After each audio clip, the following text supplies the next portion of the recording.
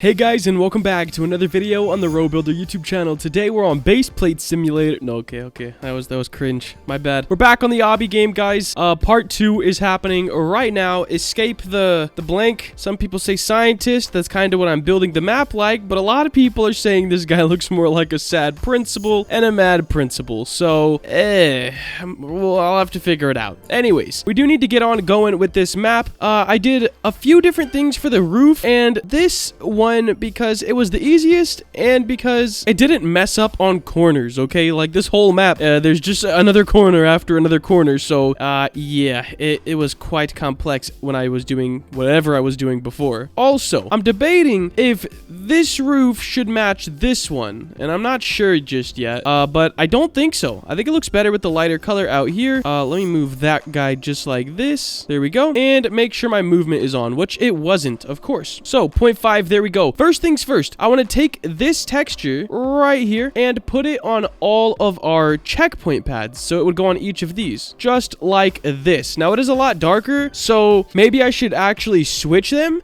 and make the line this color and the checkpoint the same color as that, like this, and then this could be let's see, like this kind of a color, but a little bit lighter. Something like that kind of works. I'm gonna grab those colors, and I'm gonna just have to paste throughout this whole little map. All right, all of these are the new color. Now I need to get the other color for the little checkpoint stage right here. So over flip-flop, copy that, and put it on all of these. 1, 2, 3, 4... 5, 6, 7, 8, or no, probably this guy. Yeah, 9, 10, 11, and 12. All right, I had to change up that real quick. Now we just need the texture and put that on all of the checkpoint pads, and then we can start moving on and make our first obstacle. Finally, it took us long enough. All right, guys, now that we've got the colors and textures all changed around and perfectly how I would like them to be, it's time to build our first obstacle. Now, I had a pretty sick idea, but I don't want it to get too confusing, so I can't keep the idea in its original form. However, I'm gonna still go for like the intended idea. So let's go ahead and grab another one of these and turn it sideways, give it a nice rotate so it can be on the ground, and we're gonna make this on each side. Now the players will have to jump over this. Let me go ahead and scale this in so you can see this little end piece. Nice. And I do need to find a way to change them, because the ones on the outside would not be something a player would have to worry about. Like, you wouldn't die by them. But now, the struggle is, how do I convey that to a player? How do I say, hey, you have to jump over these, but the ones on the walls, I mean, you'll be all right, my guy. So, to line these up, I'm basically just going, like, halfway through the little wall things here.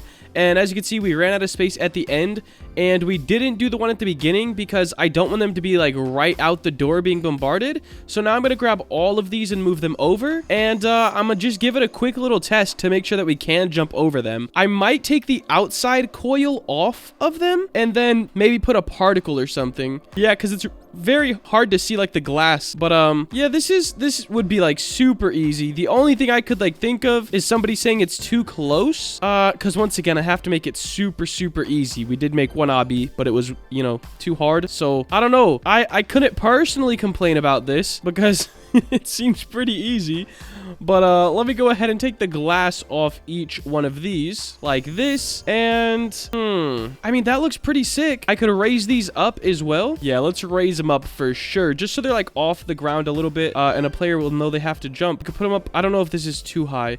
Let me just turn this off for a quick little second, because I want to be lined up with this just like that. But now the outsides also look pretty bad, so let me actually just remove all of these except for one, fix it, and then I can place them again. But the outsides, these little rings on the end, look pretty bad. I'm just gonna hold shift, or no, I think I want to do alt. Yeah, I meant control. My bad, guys. All my hotkeys be messing up today. Now I'm gonna go ahead and grab this color. All right, this sand violet color, and put that on the end of this, just so it has that bit of color variation, and you know, a player can kind of differentiate that from the wall. And instead of trying to get that exact, I'm just going to duplicate this one and drag it over. Put it at the end just like this. There we go. Now, I do think I don't have it at all in the wall on the other side. So let me bring that out just a little bit. And back on my movement. There we go. And I'm just going to once again line these up in the middle, and then I'll move all of them at the end. This is also going to make it seem like you have a lot more space in between each one, simply because there's not that big outer glass piece on it. So definitely one thing to look out for. And I do know I could turn on some like movement studs, like I don't know, 15 for example, and we would be all right. But I think I want to keep it like this. Also, we don't need one at the end or the beginning, and then we don't have to move them at all. So let me go ahead and test this out.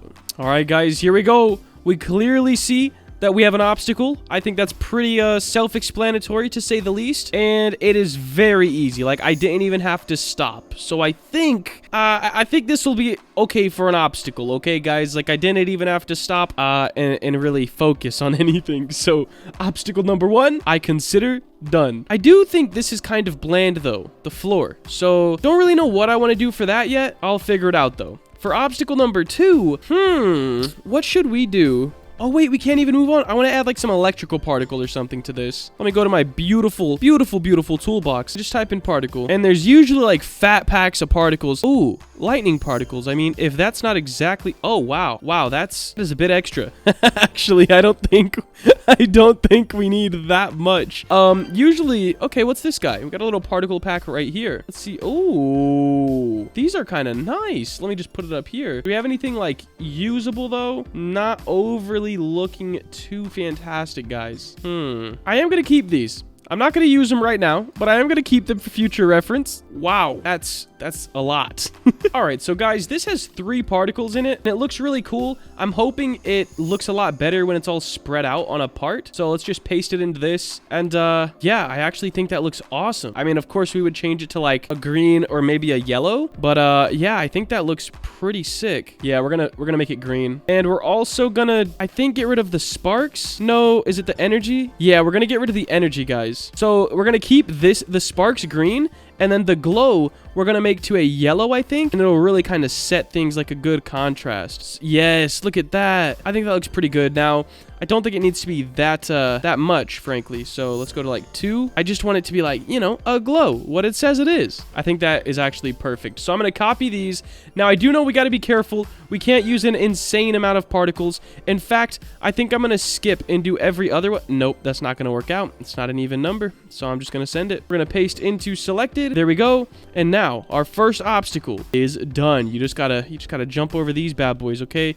Now, I hope the particles don't make them too hard. Like, people be like, I can't see, and then it'll be a rough time for everybody. Let's see if we can think of one more obstacle idea. All right, guys, next stage idea is gonna be like spilled toxic chemicals, I guess, and maybe planks to walk through them. I'm not sure yet. We're about to figure it out, though. All right, guys, so I threw this together very, very quickly. Basically, like 3 separate sizes of cylinders, just Roblox parts, and I made them all neon lime green. And I'm going to group these together right now just to kind of stay organized for myself, and it'll be easier to label later on.